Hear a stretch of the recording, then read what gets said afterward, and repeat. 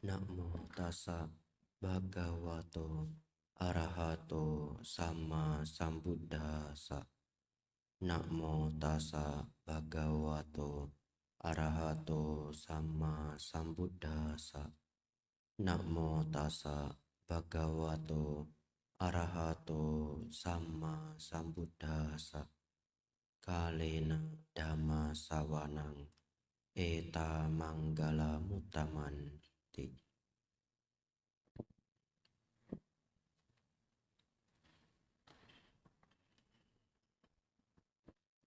Yang termuliakan Buddha, Dhamma, dan Sangha, yang berbahagia pimpinan Puja Bakti, para Romo dan Ramani yang hadir, serta Bapak Ibu, saudara-saudari semuanya, selamat pagi, Namo Buddhaya. Bapak Ibu Saudara, sepertinya ini pertama kali saya mengisi Puja Bakti di Wihara Dhammajaya. Benar tidak? Sepertinya iya ya.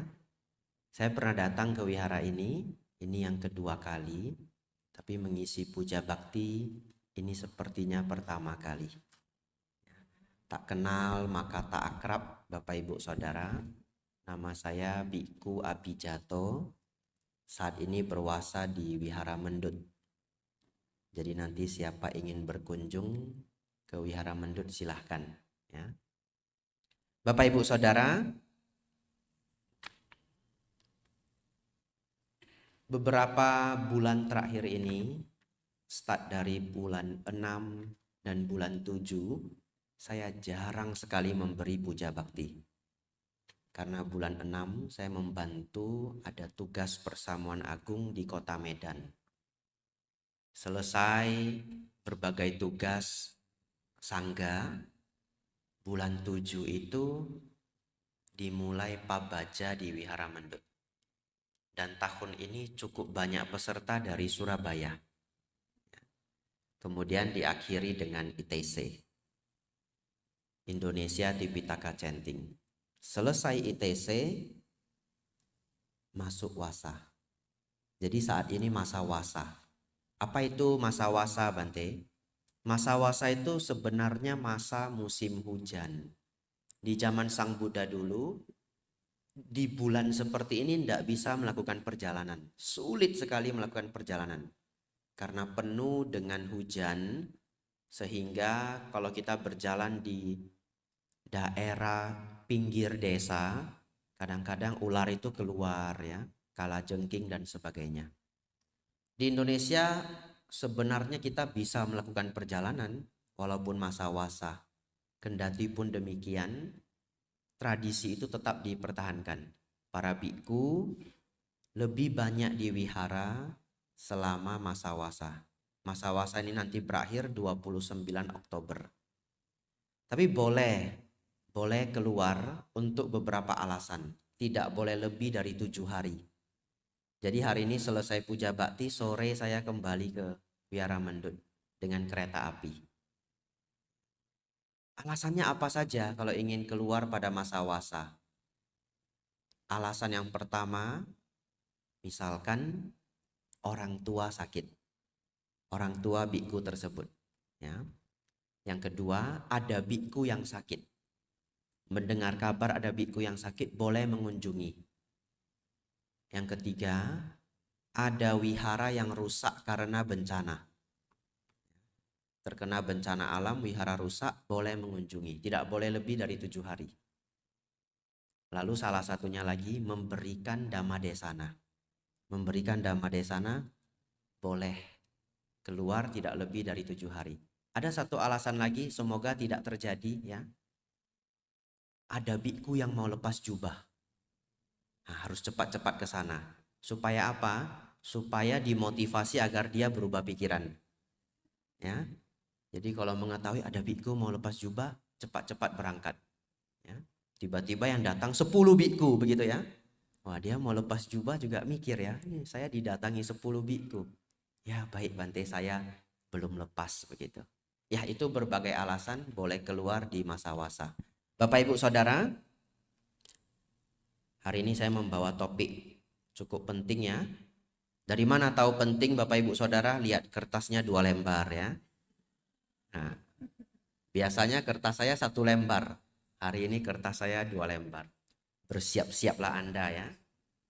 Pulang ujian Bapak Ibu Saudara ya. Bapak Ibu Saudara, Bapak Ibu sudah baca topik kita hari ini alam surga dan alam apa ya? Lupakan saja dulu topiknya. Ikuti saja apa yang saya sampaikan dan ambil semua pelajaran yang bisa diambil. Ya, kadang-kadang saya memberi pelajaran sedikit di luar topik, tapi semuanya bermanfaat. Kita mulai dari, nah ini renungan yang sangat baik, sangat baik. Ini renungan saya belasan tahun yang lalu. Dan semua umat Buddha harus merenungkan ini. Mengapa manusia terlahir berbeda? Mengapa manusia terlahir berbeda? Kalau terlahirnya beruntung, nggak mikir. Betul ya? Atau jarang mikir. Lahir badannya sehat, rupawan, keluarga berkecukupan atau bahkan berlebihan, ya nggak mikir. Tapi kalau sebaliknya, lahir badannya sakit, sakit-sakitan, kadang-kadang terlahir cacat, mohon maaf ya sebagai contoh, lahir di keluarga yang kurang mampu, ribut terus, kadang-kadang broken home, segala macam. Mikir enggak? Mikir ya, kalau lahir keadaannya sulit mikir, datang ke sekolah saja mikir, kok dia enak ya terlahir jadi anak orang kaya. Begitu pulang sekolah, sudah ditunggu supir. Betul ya? Yang tidak mampu begitu pulang sekolah, ditunggu angkot. Ya kan? Di Surabaya ada angkot ya. Ya, angkutan umum. Kalau di Medan namanya Sudako. Ya. Bukan Sadako ya. Ya, Sudako. Ya, ini biar saudara-saudari kosakatanya kaya ya. Nah, ini perenungan saya belasan tahun yang lalu. Banyak versi jawaban di dunia ini, tapi tidak ada yang bisa memuaskan keingintahuan saya. Ada yang memberitahu bahwa oh itu sudah takdirnya, oh itu sudah digarisi, oh itu sudah misteri, sulit diterima, sulit diterima. Kadang-kadang ada alasan bahwa itu sudah yang terbaik. Tapi bagaimana kalau seseorang lahir dalam keadaan sangat sulit, kemudian sakit-sakitan, umur 1 tahun meninggal? Kebaikannya ada di mana? Kalau kebaikannya ada, ya 1 tahun meninggal, kebaikannya ada di mana? Di antara banyak jawaban, apa yang disampaikan Sang Buddha adalah yang terbaik. Karena hari ini judul kita adalah mengenai surga dan neraka, saya ingin mengajak saudara-saudari melihat perbedaan ini. Perbedaan antara orang yang terlahir sangat beruntung dan yang kurang beruntung. Ini saja sudah bisa sedikit menjadi contoh bahwa di bumi tempat kita tinggal ini seakan-akan ada surga dan neraka. Ya, ini belum cerita surga dan neraka yang sebenarnya, masih cerita kehidupan. Saya membawa 2 perbandingan, sudah saya catat dengan baik. Setiap bulan 12 atau sekitar akhir bulan 11, biasanya di Indonesia ini banyak tur ke India. Mungkin di antara yang hadir ada juga yang ikut Damayatra ke India. Banyak yang menyelenggarakan di berbagai wihara. Apa alasannya? Karena bulan 12 itu musim dingin di India. Jadi the best season untuk pergi ke India. Selain itu ada International Tipitaka Chanting. 5-6 tahun yang lalu saya berangkat ke India untuk Damayatra, membantu sangga di International Tipitaka Chanting. Ada satu pemandangan yang tidak terlupakan. Jadi kalau saudara-saudari punya kesempatan saya menyarankan pergilah Damayatra. Selain bisa melihat tempat sejarah Sang Buddha, ada satu hal yang akan membuat Bapak Ibu begitu pulang langsung merasa bersyukur hidupnya. Beneran. Karena kehidupan orang India di sana bagi kaum yang miskin sangatlah sulit. Sangatlah sulit. Nah, di daerah Bodh Gaya kami bertemu banyak sekali pengemis, anak kecil, ya. Dan sepertinya mereka itu sudah dipaksa untuk mengemis. Setiap orang sudah ada rayonnya masing-masing. Dan hampir semuanya cacat. Hampir semuanya cacat. Dulu sebelum menjadi biku, saya pernah melihat sebuah rekaman video fiksi. Fiksi, tapi mereka berusaha menggambarkan apa yang terjadi di India. Di sana, anak-anak yang kastanya sangat rendah, kadang-kadang anak itu hilang pun sudah tidak sanggup dicari. Kasta yang paling rendah itu adalah kasta paria. Tidak pernah dengar mungkin Bapak Ibu Saudara. Karena di luar 4 kasta, namanya kasta buangan. Kasta buangan ini terjadi karena ada pernikahan 2 kasta yang berbeda. Misalkan Waisya dengan Sudra, tidak boleh menikah. Kalau Waisya dengan Sudra menikah diam-diam, anaknya disebut paria. Tidak diakui oleh masyarakat. Sepertinya tidak bisa sekolah, tidak bisa ngapa-ngapain. Nah, anak-anak paria ini dibesarkan oleh orang tuanya dan anak mereka banyak kadang-kadang. Kalau anak itu diculik, orang tuanya pun tidak sanggup mencari. Kenapa? Saking miskinnya. Kadang-kadang lapor ke polisi pun tidak digubris. Anak-anak yang diculik inilah dibuat menjadi cacat dengan sengaja. Iya, sangat mengerikan. Anak-anak itu disuruh antri. Ini saya lihat videonya walaupun fiksi, tapi mereka berusaha menggambarkan apa yang terjadi di India. Anak-anak kecil itu antri. Dan di depan itu bukan temannya tapi anak kecil lainnya teriak bukan main. Dan kita nggak tahu apa yang terjadi di sana, nggak tahu. Jadi kita antri, nggak tahu apa yang terjadi di sana. Begitu masuk, sudah ada parang, minyak panas. Tahu minyak panas untuk apa? Membutakan mata. Ya, anak itu disuruh tidur dengan sendok. Ini jadi agak seram ini ya. Tidak apa-apa lah ya, semuanya dewasa ya. Tidak ada anak remaja di sini, anak-anak tidak ada. Sendok itu diambil minyak, dibakar di atas lilin atau spiritus itu sampai sudah sangat panas, dituangkan ke biji mata. Itu cara membutakan secara paksa. Tangan ada yang langsung diparang dan ada yang dibengkokkan. Wah, saya nggak bisa. Waktu saya di India itu ada anak yang kakinya itu ke belakang begini. Dan minta-minta di depan Bodh Gaya. Itu sudah seperti neraka di bumi ini. Betul ya? Sudah seperti neraka di bumi ini. Dan kalau terlahir di India pada kaum-kaum yang kurang mampu, sangat sulit menjadi orang baik. Sangat sulit menjadi orang baik. Kenapa? Karena dia sendiri tidak merasakan kasih sayang semasa kecil. Dan melihat dunia sekeras ini, mau makan saja susah. Sehingga tumbuh ketamakan yang luar biasa. Dulu saya di Thailand tinggal dengan guru saya, namanya Chow Kun Pariyati Wikmon. Ya, namanya dalam bahasa Thai, Chow Kun Pariyati Wikmon. Dulu ketika beliau muda, sekarang beliau sudah umur 70-an. Beliau pernah belajar di Benares di India selama 4 tahun. Jadi selama saya tinggal di Thailand, saya banyak diceritakan mengenai apa yang terjadi di sana. Menurut guru saya, kalau dia naik kereta api, dia tidak berani makan makanan ringan. Dia cuma berani makannya buah. Jadi kalau dia naik kereta api dengan kapia, ada yang jual makanan, dia cuma beli buah. Pisang ataupun jeruk. Alasannya apa? Pasti bersih. Ya. Karena ada kulitnya. Pisang ataupun jeruk. Lalu satu ketika kapia dari beliau itu beli pisang 1 sisir. Adalah pisang 1 sisir. Sampai di perjalanan beliau melihat ada anak kecil, kasihan begitu ya, sendiri. Lalu guru saya tanya, "Do you want banana? Mau pisang?"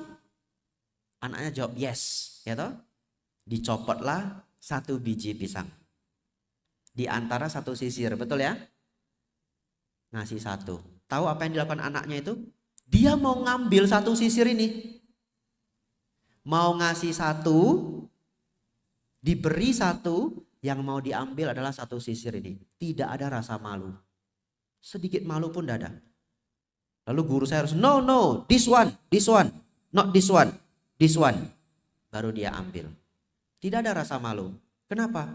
Karena hidup begitu keras. Dia kalau malu, dia belum tahu besok bisa makan apa. Betul ya? Tidak mau malu dia. Mau ambil 1 sisir itu.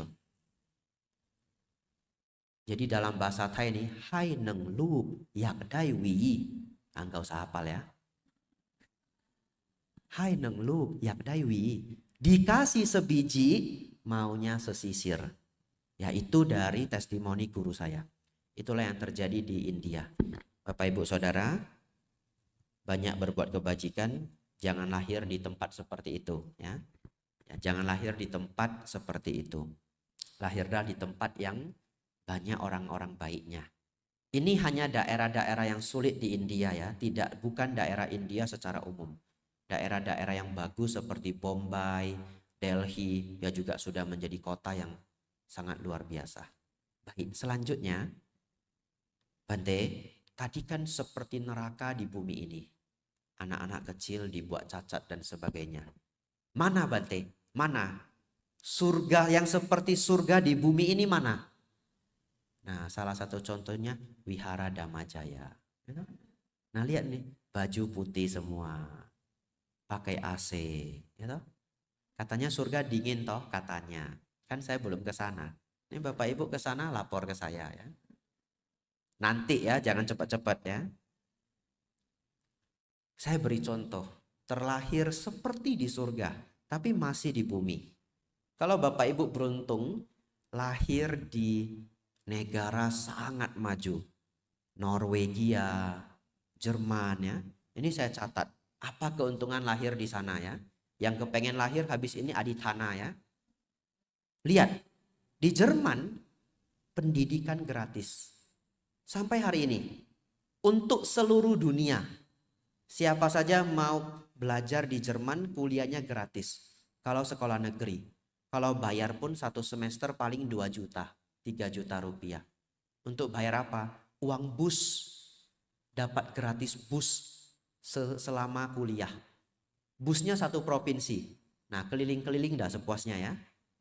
Lalu kesehatan gratis. Ya. Nah, ini menarik ini. Kalau punya anak dan anaknya belum kindergarten, belum TK, setiap bulan dapat $900. Jadi banyak anak, banyak rezeki ya. Nah ini benar ini ya. Di Norwegia, saya kok kayak endorse negara ini ya. Ini perbandingan ini ya, bukan endorse negara ya. Ya, di Norwegia setiap tahun diberi kesempatan 20 hari vacation days. Cuti jalan-jalan dibayar. Ya, cutinya dibayar. Saya nggak tahu jalan-jalannya dibayar nggak tahu ya. Kalau sudah di atas 60 tahun, oh ini jalan-jalannya dibayar loh ini. Oh, senang sekali ya. Saya pindah Norway dah ya. Kalau sudah di atas 60 tahun, tambah 5 hari. 30 hari. Ya. Selanjutnya, cuti sakit boleh 4 kali setahun. Sekali sakit dikasih cuti 3 hari. Berarti setahun 12 hari. Ya. Nah, siapa ini yang cuti yang sakit setiap 3 bulan ini ya? Ya. Kalau di Indonesia sih bukan sakit setiap bulan ya. Tapi setiap Senin ada yang meninggal biasanya ya. Ya, namanya cuti tetangga meninggal ya. Ya. Ada yang tertawa berarti ada yang mengerti ya. Ya. Lalu, ini menarik sekali nih. Boleh cuti dan gaji tetap jalan kalau anak kita sakit. Luar biasa ya. Tahu enggak cutinya berapa hari? 10 hari. Dan boleh gantian. Ibu 10 hari, Selesai ibu, ayah 10 hari. Kalau punya 3 anak, ini banyak anak, banyak rezeki nih. Ya. Kalau punya di atas 3 anak, boleh cuti 15 hari. Iya. Kalau single parent, boleh 20 hari. Nah, jatah suami, jatah istri. Ya. Terakhir ya, sudah mau habis. Saya sungkan juga dari tadi seperti iklan saya ya. Selama kuliah, sudah kuliahnya gratis, boleh pinjam uang sama negara untuk biaya hidup. Karena namanya kuliah kan perlu biaya hidup toh. Tidak ada bunga. Tidak ada bunga. Pinjaman tanpa bunga. Dan kalau mati dianggap lunas. Ya. Maksudnya ya keluarga lainnya tidak terbebani ya. Kalau di Indonesia kadang-kadang mati utangnya diwariskan. Ya. Bukannya dapat warisan harta, dapat warisan utang ya. Ya. Lalu kriminalnya rendah, korupsi rendah, bencana rendah. Itulah yang terjadi di Norwegia. Luar biasa ya. Membandingkan dua kehidupan ini benar-benar sudah seperti surga dan neraka. Baik, kita lanjut ke topik yang lebih inti. Itu pun Bapak Ibu Saudara, walaupun ada yang terlahir dalam keadaan sangat sulit seperti di India, atau sangat bahagia seperti di Norwegia, Jerman dan yang lainnya, bisa terlahir sebagai manusia pun sebenarnya sudah berkah. Ya, walaupun ada yang sesulit itu. Bante, kalau Indonesia bagaimana Bante? Tadi kan kita membandingkan kedua negara, Indonesia bagaimana? Secara dharma Indonesia sudah baik. Kenapa? Majjhima Patipada, tengah-tengah ya. Makmur sekali ya belum, ya susah sekali ya tidak. Ya, Majjhima Patipada, sudah baik. Bapak Ibu Saudara, ada satu perumpamaan, Bapak Ibu ingat ini, perumpamaan yang sangat terkenal di dalam kitab suci. Sang Buddha menggambarkan bisa terlahir sebagai manusia ini seperti halnya. Nah, ini perumpamannya agak rumit ini. Harus dibayangkan ya. Seperti halnya kalau ada sebatang papan kayu yang lubangnya tengahnya itu berlubang. Lalu dilempar ke laut lepas. Dan di dalam lautan ada seekor kura-kura buta yang akan naik ke atas laut setiap 100 tahun. Satu ketika 100 tahun naik sekali, 100 tahun naik sekali. Ini lautan kan luasnya luar biasa dan kayu ini terhanyut-hanyut entah kemana. Satu ketika kura-kura ini akan pas kepalanya keluar di antara lubang kayu. Seperti hampir tidak mungkin, betul ya? Seperti hampir tidak mungkin. Sang Buddha mengatakan seperti itulah kesempatan terlahir di alam manusia.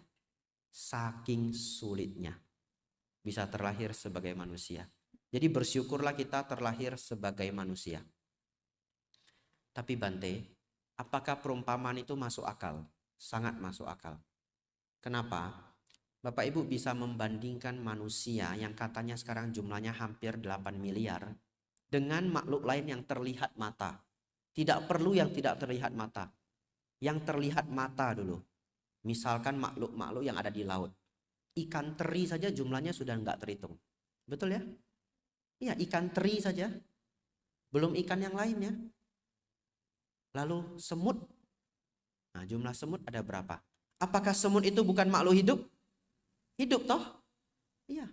Dalam dharma, satu semut itu ya satu kehidupan. Berapa jumlah semut di dunia ini? Nah, nanti cek Google ya. Ada loh yang hitung pakai matematika. Oh, nolnya banyak sekali. Beneran? Ya. Berapa jumlah semut di bumi ini? Tanda tanya. Titipan Bante Abijato. Nah, sampai mau nanya Google aja sungkan gitu. Beneran saya pernah baca ada yang menghitung dalam, coba cari dalam bahasa Inggris ya. Jumlah semut di bumi ini. Nolnya banyak sekali. Dan makhluk-makhluk lainnya. Kalau kita memperhitungkan seluruh jumlah binatang di bumi ini, Aduh, saya enggak bisa tahu lagi seberapa banyak serangga itu loh. Betul ya? Serangga itu loh jumlahnya, ikan loh itu. Ikan sama serangga saja banyaknya minta ampun. Kita cuma 8 miliar. Belum lagi kalau nanti dibandingkan dengan makhluk tidak terlihat. Betul ya? Nah, ini tidak terlihat. Nah, kan betul toh tidak terlihat toh? Nah, kan betul saya tidak terlihat, Bapak Ibu tidak terlihat. Mungkin ada yang datang, ya toh? Jangan-jangan wihara ini sengaja depannya dikosongkan ya. Nah, untuk para dewa misalnya ya. Ya, mengetahui perbandingan itu, terlahir sebagai manusia sudah sangat beruntung. Tapi ini bagian sangat penting. Itu suara apa? Tanda bahaya? Atau ceramah berakhir? Ceramah berakhir. Ya, enggak apa-apa ya. Siapa yang bunyi ditutup enggak apa-apa. Wajar saja terjadi. Siapapun kadang-kadang bisa lupa. Ya, tidak perlu malu. Enggak apa-apa, ditutup aja. Baik, kita lanjutkan. Tapi Bapak Ibu Saudara, kadang-kadang ada sedikit salah kaprah. Ada yang berpikir bahwa karena sulit terlahir sebagai manusia, maka kehidupan manusia pasti baik. Tidak. Kehidupan manusia tidak ada apa-apanya dibandingkan para dewa. Namun, kehidupan manusia ini ada kelebihannya. Kita adalah makhluk yang hidup di antara alam rendah dan alam surga. Alam rendah namanya Apaya. Betul ya? Di bawah kita sudah Apaya, di atas kita surga. Apaya itu alam rendah. Kita di antaranya. Karena kita di antaranya, kebahagiaan dan penderitaan itu datang silih berganti. Siapapun Anda. Siapapun Anda. Anda terlahir di Norway pun Anda akan sakit perut sesekali. Betul ya? Anda akan sakit gigi sesekali. Anda akan sakit kepala sesekali. Keluarga bisa meninggal. Orang yang disayang bisa berpisah. Tidak terkecuali. Jadi hidup di bumi ini sebagai manusia, kebahagiaan dan penderitaan datang silih berganti. Tapi karena itu, Sang Buddha mengatakan, terlahir sebagai manusia adalah kesempatan terbaik untuk belajar Dhamma. Karena barang siapa melihat dukkha, dia melihat Dhamma. Barang siapa melihat dukkha, dia melihat Dhamma. Kalau Bapak Ibu hari ini ada dukkha dalam hidup Bapak Ibu, janganlah terlalu sedih. Setidaknya renungkanlah Dhamma. Ya, karena barang siapa melihat dukkha, ia melihat Dhamma. Bapak Ibu Saudara, dua bagian terakhir. Ternyata sudah 30 menit ceramah saya. Biasanya ceramah puja bakti itu sekitar 40 menit. Kalau saya kelamaan nanti alarmnya bunyi lagi. Ya. Baik. Saya akan membahas. Nah, ini menarik ini ya. Kadang-kadang ada loh yang nanya begini. Pak, Bu,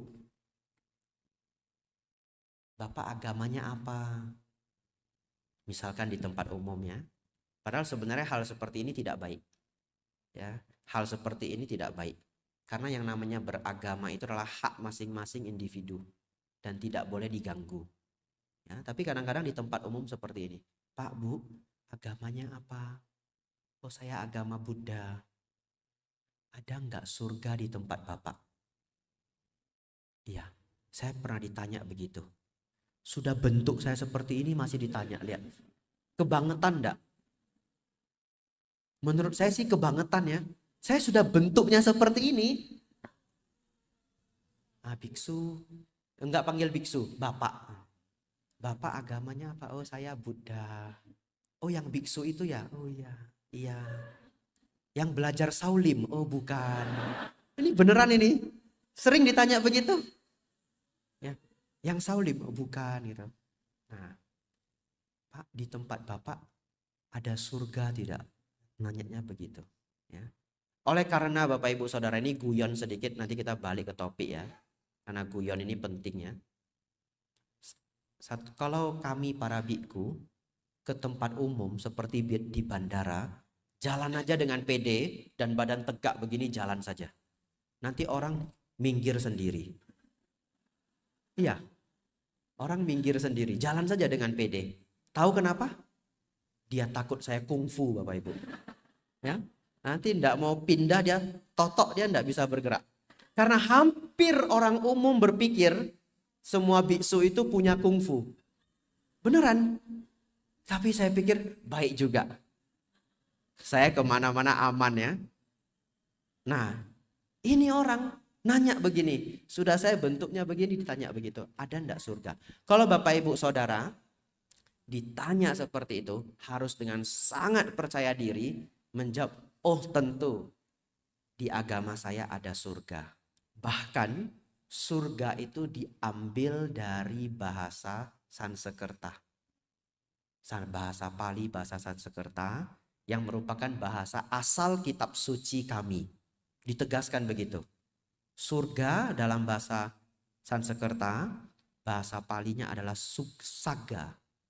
Saga, yang artinya tempat yang bahagia. Ya. Jadi sebenarnya lucu kalau itu ditanya ke kita, ada nggak surga di tempat Bapak? Kenapa? Wong bahasanya saja pinjam dari kita, betul ya? Ya bahasa saja pinjam dari kita, tentu ada surga. Nah, supaya Bapak Ibu semangat dan optimis, ada 6 alam surga dan 20 alam Brahma. Semuanya disebut surga. Totalnya 26. Dulu ada seorang guru Dhamma, nama beliau adalah Pak Cornelis Wawor. Masih ada yang ingat? Masih ada yang ingat ya? Pernah datang kemari? Pernah ya? Pak Cornelis Wawor itu sering membuat gambaran seperti ini. Di tempat lain surganya 1. Di ajaran Buddha surganya 26. Ini gambaran Pak Cornelis Wawor. Saya pinjam aja biar aman. Ya. Jadi kalau ada yang protes cari Pak Cornelis Wawor ya. Jangan cari saya. Lalu Pak Cornelis Wawor itu bilang begini. Kalau kita main golf, lubangnya 1 dengan lubangnya 26, yang mana yang gampang menang? 26 ya. Tek. Yang depan gak masuk, tengah gak masuk, belakang gol gitu ya. Nah itulah ajaran Buddha ya. Surga kita ada 26. Saya akan memperkenalkan, tidak saya bahas karena waktu kita terbatas. Yang paling rendah adalah alam Catu Maharajika. Disebut alam 4 Raja Dewa. Kalau Bapak Ibu pergi ke kelenteng-kelenteng tua, kadang-kadang begitu masuk itu dijaga sama 4 dewa. Ya, saya pernah dulu sebelum jadi biku ke Tiongkok, ada satu kelenteng tua dan ada 4 Raja Dewa di pintu gerbangnya, bagus sekali. Saya pikir di Indonesia juga ada. Ya. Alam 4 Raja Dewa ini, Catu Maharajika adalah alam dewa paling rendah. Umurnya 500 tahun surgawi. Lahir di sana umurnya 500. Lahir sebagai manusia umur lebih kurang saat ini 75. Ya. Lalu yang uniknya, para dewa dan alam manusia ini punya perbedaan dimensi. 1 hari di sana, 50 tahun di sini. Ya, 1 tahun di sana, 50 tahun di sini. Ini kedengaran sangat aneh. Tapi kalau Bapak Ibu Saudara ada yang belajar fisika akan paham hal ini. 1 hari di planet lain itu bisa bertahun-tahun di sini. Ya, kenapa? Berhubungan dengan kecepatan rotasi planet. Kecepatan planet kita adalah 70.000 km per jam. Kan bumi ini sedang bergerak toh. Kalau di planet lain yang jauh kecepatannya berbeda, maka 1 hari di sana akan berbeda dengan di sini. Saya tidak berusaha mencocok-cocokkan.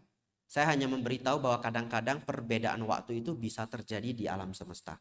1 hari di alam Catu Maharajika, 50 tahun di alam manusia. Alam yang kedua adalah Tawatingsa. Di alam Tawatingsa ini, mereka para dewa Tawatingsa berumur 1000 tahun. 1 hari di sana, 100 tahun di sini.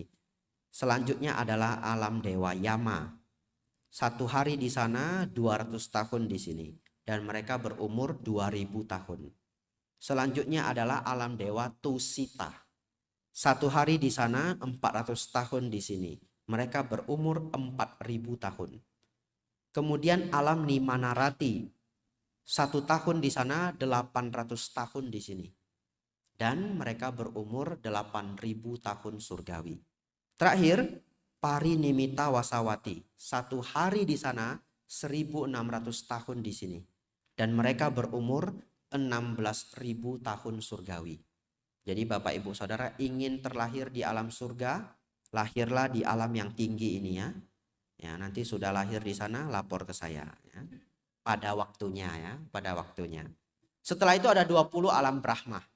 Alam Brahma tidak saya bahas, tapi alam Brahma itu adalah alam yang dicapai karena telah mencapai tingkat jana. Perbedaannya apa? Di alam Brahma tidak ada kamaraga, hasrat nafsu ragawi. Jadi para Brahma itu tidak ada suami, tidak ada istri. Mereka menikmati kebahagiaan dari batiniah. Tapi 6 alam ini yang tadi saya sebutkan masih ada nafsu. Ya. Ini Bapak Ibu Saudara 26 alam surga. Menutup puja bakti kita pagi ini, saya masih harus membahas alam apaya. Betul ya? Karena judulnya adalah surga dan apaya. Apaya Bapak Ibu Saudara, apa artinya tanpa. Aya artinya kebajikan. Alam apaya artinya alam tanpa kebajikan. Semalam kami membuat kegiatan namanya BBM. Bincang-bincang muda-mudi. Di gedung sana. Jam 6 sore saya pelajarannya dimulai. Ada satu peserta yang bertanya, pertanyaannya bagus sekali. Bante, kalau kita lahir sebagai manusia, tapi tidak banyak berbuat kebajikan atau bahkan tidak berbuat kebajikan, karma baik kita bisa habis enggak? Betul ya? Karena Bapak Ibu setiap hari sebagai manusia ini makan enggak? Makan ya? 3 kali sehari. Naik mobil, naik motor, naik kendaraan, pakai AC, belajar dan sebagainya. Itu semua menghabiskan karma baik lampau. Ya, itu semua menghabiskan karma baik lampau. Dan ada orang yang tidak suka berbuat kebajikan. Bisa enggak Bante? Karma baiknya habis.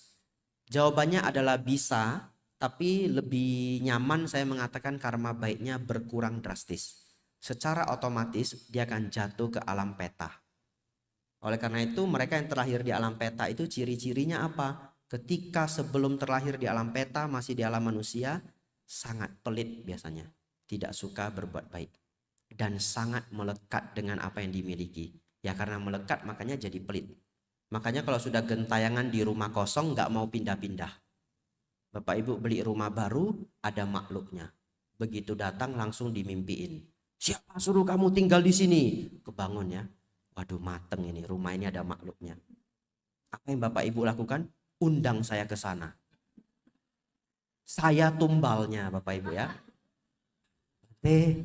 Baca doa Bante untuk rumah saya, rumah baru. Oh begitu, diantar. Makan siang dulu, diajak ke restoran. Wah sudah bagus ini ya gambarannya ya. Habis makan dibawa ke rumah kosong.